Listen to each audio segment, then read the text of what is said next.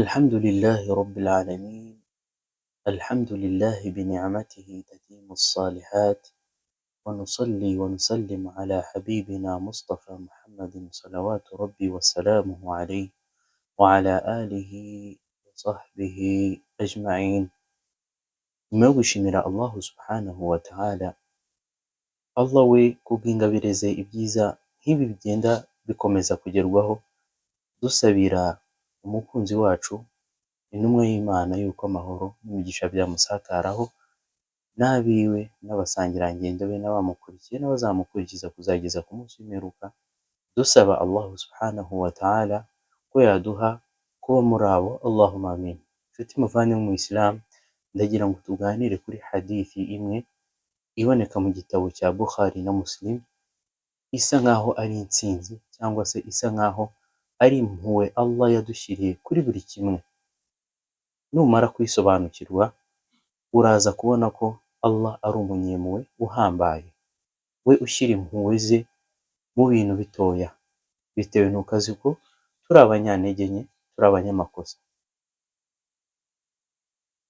Intumwa y'Imana Muhammadin sallallahu alayhi wa sallam iratubwira iti: ma min muslimin, nta muyisilamu uwo ari we wese, yatawadda, ma min muslimun yatawadda fayuhsinu alwudu'a thumma yusalli rak'atayn la yuhaddithu alayhima nafsahu غفر له ما تقدم من ذنبه وفي رواية مقبل عليهما بقلبه ووجهه إلا وجبت له الجنة.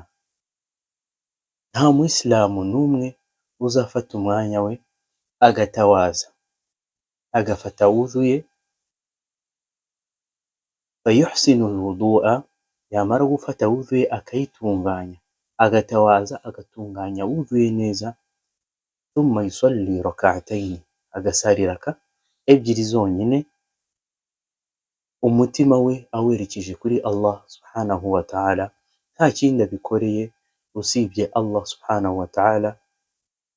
Hanyuma agasari ashyize umutima we mu swala ye, Allah aratubwira ati: غفر له ما تقدم من ذنبه, Allah amubabarira ibyaha bye byabanje.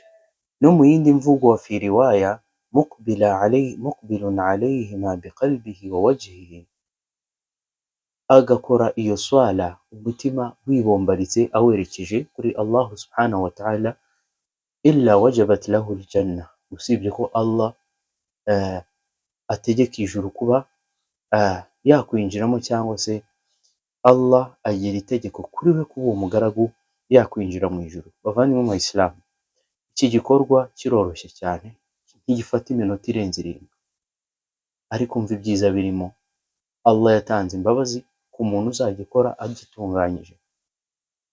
Isaba kondisiyo enye gusa: gutawaza, iyo ni iya mbere; ugatunganya wuzu yawe, icyo ni icya kabiri; ugasarira ebyiri, icyo ni icya gatatu; ugashyiraho iki? Ugashyiraho umutima mu swala yawe. Allah akakubabarira ibyaha byose, ndetse ijuru akarigira itegeko kuba waryinjiramo. Subhanallah, mwumve ubuhambare n'impuhwe Allah agirira ibiremwa bye, kugira ngo tube twabona ijuru byoroshye. Mu by'ukuri buri wese ushaka ijuru yaribona.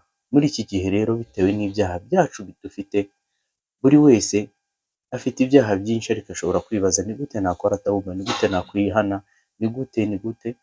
Ariko Allah yamaze kudushyiriraho byinshi bishobora kuduhanaguraho ibyaha. Nk'iyi hadithi dusangamo impuhwe nyinshi, cyangwa se imbabazi nyinshi. Muvandimwe mu Islam, ntabwo iki gikorwa kigoye mu by'ukuri. Gerageza ugishyire muri gahunda yawe, igihe cyose umaze gutawaza, utunganye wuzu yawe, hanyuma usari raka ebyiri z'uko umaze gukora iki? Gufata wuzu yawe.